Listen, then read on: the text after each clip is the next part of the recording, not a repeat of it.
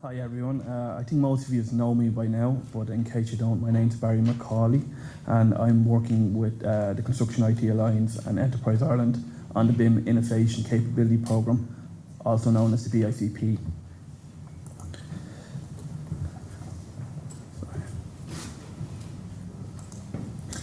So, just to give an overview of actually what is the BICP, it's a direct response to recent reports such as Construction 2020 for Enterprise Ireland to work with industry and in the promotion of ICT skills and tools, and mainly looking at BIM and trying to find how we can promote building information modelling and get it more effectively used within the Irish construction industry. The overall idea is to capture the maturity of BIM within the public and private sector as well as the HEIs. So the overall objective is that at the end of this we have a very good understanding of the maturity of BIM within Ireland, where we are in our journey, and actually most importantly where we have to move forward. So to achieve this, the package has been broken down into 4 distinct work packages. Work package 1 has been broken into 4 work packages. The first one is a global BIM study, which I'll come into in a bit more detail in the next slide. The second one is a local-based BIM study, and that's kind of exploring everything all BIM-wise in Ireland. The third is identifying about 12 case studies. We've already selected the Irish Children's Hospital as one, and that's to be published at the end of the month. So we have that ready to go. And also a digital transition survey, which is building on the survey from last year, which we created a benchmark to find out where exactly we are with regards to, I suppose, a higher level adoption of BIM in Ireland. The second work package looks at creating a number of BICP working groups which have been established through the client working group, the academic working group, which is chaired by Dr. Aver Beaton, and we're looking at the contracts and procurement element where we're talking with someone to chair that now at the moment. There's also a HEI consultation where we map all the third level educations and also consult with them to come up with statistics and understand what's happening before and after and what they're using on their programmes.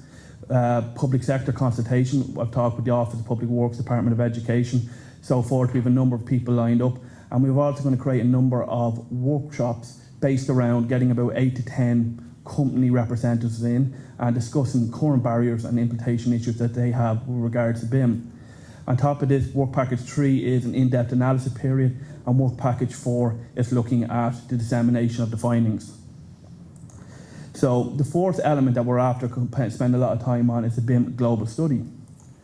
And the whole idea was to review a number of countries out there and look at the value proposition, BIM maturity in these countries, policy, procedures, regulations, educational. And the whole idea then was to move forward and understand, okay, these are the common pillars and systems, and feed this information back into other entities, but amongst others, the National BIM Council, who will be responsible for creating their roadmap in early 2017. So to date, we've covered 24 countries. It's a eclectic mix between Asian countries such as Hong Kong, China, Singapore. We looked at Brazil, Chile, and we selected 14 European countries because they're close to us and did a lot of kind of research. So the global BIM study is to be published at the end of the month. It'll be a white paper, and also if you pick up the Irish Building magazine on the 17th, we have a 3-page article in there which summarises the findings and some of the key issues. One of the key elements of the BICP is the dissemination of the findings. So we're after creating a web page, www.bicp.ie, and as you can see up here, each one of the tabs have work package 1, 2, 3 and 4, and each one of these have sub-packages going into the different packages I just went through. And over in the right hand corner we have a BIM Enable Active Ireland tool, and I'll explain what that is when we get a bit further into the presentation. So the whole idea here is to create an e-portal system, or an area where people can go and see best practice case studies in Ireland, where we are, where we're moving forward, and a kind of a real repository of not just positive case studies but also case studies that highlight some of the barriers that SMEs are facing. So, for example, taking one of the pages, which will be the BIM Global Study, what we've done here is create a Google map. And all the 14 countries that we've reviewed, 24 countries reviewed are up there.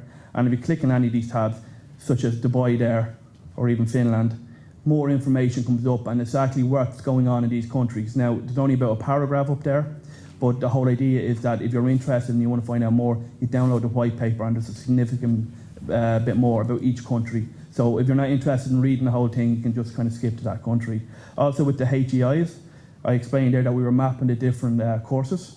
So at this moment in time, we've mapped all the Institute of Technology courses, so we have information up there, contacts, what level the award is, entry requirements, and we're also going to do a consultation period, as I explained, and the results, once again, will be published in an industry report / white paper, and they'll be up to download, hopefully, by the end of the year.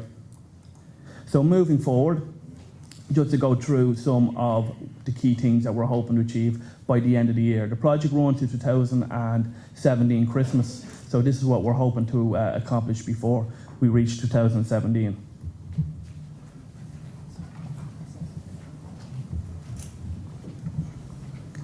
Regards to work package 1, as I said, the white paper will be published at the end of the month.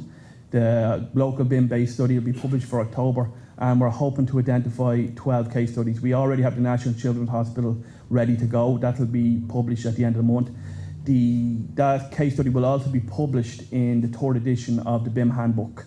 So that's going to get a lot of, publicity. We'll also have the survey disseminated and the results back.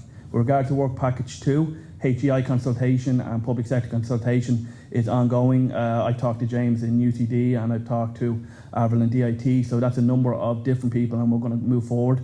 The working group with Noel down there, we're going to disseminate the survey now hopefully in the next couple of weeks, and that will give us a good idea where clients are in regards to ICT adoption, not just BIM, before and after construction. We'll be working the academic, getting information out, and there's quite a good bit of information coming down the pipeline and will be all available at the BICP.ie. So the whole idea is to really get a strong understanding of where we are maturity-wise in Ireland.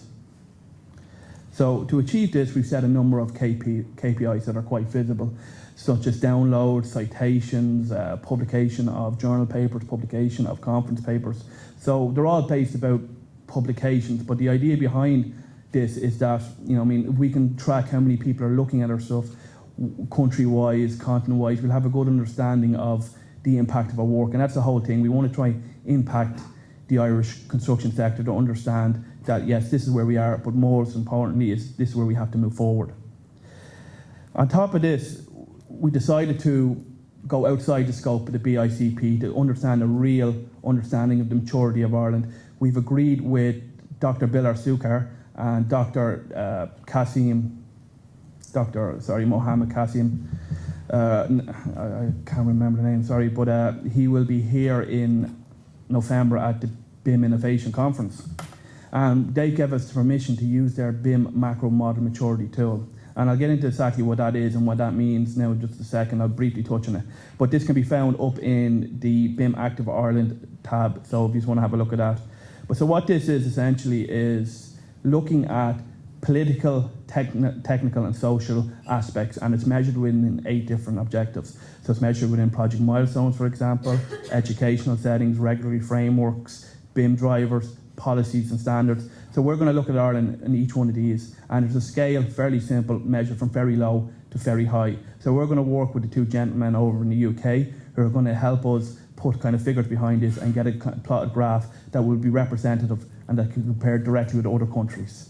So this is a very early stage, but we'll be hoping to have the first Irish BIM macro model study put up by the end of the year, and then building that every 6 months to see the progress of the BICP and the progress of Ireland. So to accomplish this, I was asking the audience and anyone out here, there's a lot of BIM projects ongoing at the moment, and what we're doing is we're trying to kind of track them or get a repository of BIM projects.